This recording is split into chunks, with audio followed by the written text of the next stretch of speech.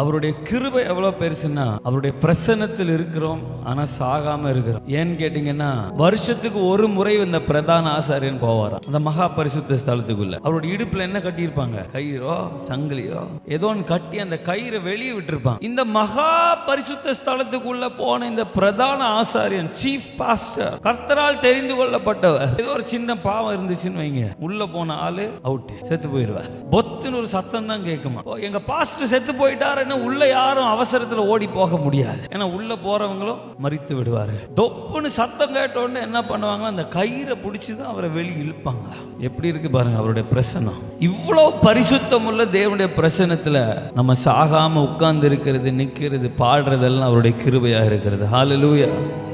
எத்தனை பேருக்கு புரிஞ்சது? ஹல்லேலூயா. இவ்வளவு பரிசுத்த தேவனுடைய பிரசன்னத்துல நம்மை சாகாமல் உயிரோட காத்து அவருடைய கிருபைக்காய் நன்றி.